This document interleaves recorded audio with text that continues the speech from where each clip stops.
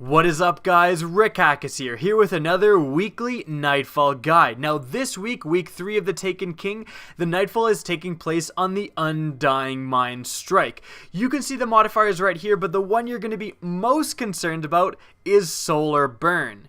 Now, I'm not going to lie to you guys, this is definitely one of the more brutal combinations, as the boss in this strike actually shoots solar damage, and the entirety of the strike you're either going to be fighting Taken, which do definitely have some units that shoot solar damage at you, which can be problematic, or you could be fighting Vex, which is even worse. Both goblins and hobgoblins shoot solar damage, and being sniped by a solar hobgoblin shot is definitely one of the more common ways you're gonna die in this strike.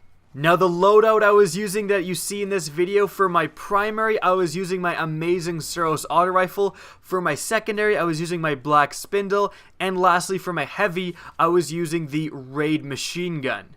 So let's get started with the walkthrough. The first thing you're going to have to do is you're going to spawn into a very large open area, and it's going to have you take out 3 different blights of Taken. Now, the key to this entire engagement is to really have cover close by. There's going to be a lot of different sniper units that the enemy team deploys. A lot of hobgoblins, both Taken and otherwise, that can snipe you from across the map. So if you're walking around in a very open area and you start getting shot at, you're likely going to die. You really want to try to have cover close by, and when you're moving across this open area, try to go from a piece of cover to another piece of cover. Don't just walk in the open, because that will spell death. You're also going to want to destroy the blights in a very logical order. You don't want to have a blight still behind you, because that means that enemies are still going to be spawning and can shoot you in the back. So what we did is, immediately when you come into this open area, you can just turn to the left and there's going to be a blight right there. It's probably best to destroy that one first, and then move down to the middle, destroy the blight in that area, and then to the far right hand corner, destroy the blight in that area. And again, that's going to make sure that if you do it in an order that's different than what I just described, you can have enemies spawning behind you. Now, once you destroy all 3 blights, that is going to cause the barrier wall to disintegrate and allow you to progress to the next area of the strike. Now, when this happens, there actually is going to be a lot of new enemies that spawn near this wall. You definitely want to try to take them out first. There aren't any really hard enemies to defeat, but you don't want them shooting at you while you're trying to just jump through the wall. I know if you're doing the normal strike, sometimes you just try to ignore those enemies and advance to the next area. For the Nightfall, you definitely want to be a little bit more careful and not do this. Now, the next large engagement that you're going to encounter has you fight up a large stairway, and then that's going to lead into a major fight. Once you get up the stairway, which honestly isn't too hard, you just again want to really make sure you have cover close by, because there are going to be snipers that spawn above you and you want to be able to duck into cover if you're low health. But in any event, once you get up the stairs, you're going to enter an area that can be randomized. Now, what that means is that you may fight a bunch of Vex or Taken. You actually probably want Taken, that's what we had, and there's only going to be a few wizards that spawn when it's Taken. They are very easy to take out, especially if you have a powerful solar sniper rifle or a powerful solar, heavy. But if it's Vex, you can encounter more of a problem. If Vex are spawning, it's going to be where a ton of different Axis Minotaurs and Axis Goblins and Hobgoblins charge you. Again, this is going to be much more difficult than if you get Taken enemies for this area. Now, if you do get Vex and you're having trouble, what I would recommend for this area is enter the area to actually trigger the enemies to spawn, but then have your fire team retreat backwards. If your fire team is waiting on top of the stairway, they can simply attack enemies while they funnel through this kind of narrow doorway. And you should definitely utilize supers. If you have it, Sunbreaker Titan is going to be absolutely amazing for this part.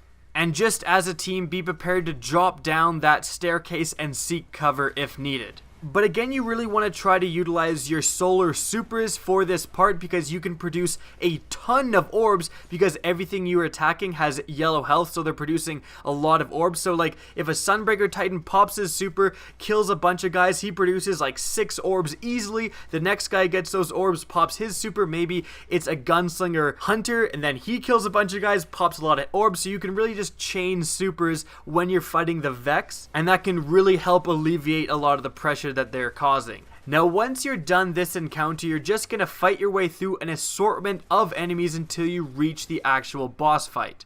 Now this area is slightly open, so I would again recommend to just take cover, take it slow, and you should be fine for this portion until you reach the actual boss fight. So you've reached the boss, now what do? Well, there's actually kind of a cheese for this boss fight that you can see some people doing in the normal strike, and that has you simply jump up on top of the portal and you can shoot the boss, and he actually can't attack you until he moves further backwards into the map. Now this definitely isn't a good idea. You can see me try to do it off the start and I actually get killed not from the boss but simply from all of the goblins that are spawning. Again, they're spawning right below you and they shoot solar damage. They can melt you quite quickly, and although it's actually a great way to kill the boss quickly, you're worrying way too much about the adds beneath you. The area my fire team found most effective was, if you're looking at the portal, it would be the back right hand corner. And we like this area because firstly, no adds spawn directly on you. They're either going to be spawning near the portal or slightly to the right of this area. There's a larger square platform that a bunch of Axis goblins spawn at about halfway through the fight, which you can take out extremely easily with a super. But this area again just provided a lot of cover and offered comfortable engagement distances between us and both the boss and other adds that were spawning. You couldn't really get snuck up on in this area by an ad. You would see it coming from a long ways away, and you would have decent cover to which you could engage it from.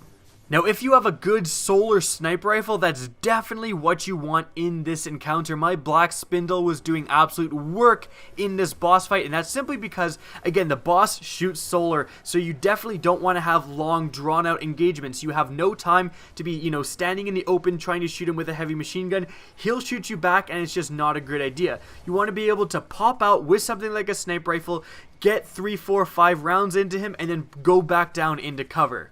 Don't underestimate how much damage solar grenades do as well. You kind of want to save them for the adds, but because catapult is on, you definitely have more than enough grenades to lob one at the boss, for example. Like lob a solar grenade at the boss, it's going to be doing a ton of damage, and then you'll probably have one recharged in time to deal with a group of adds that are coming at you as well.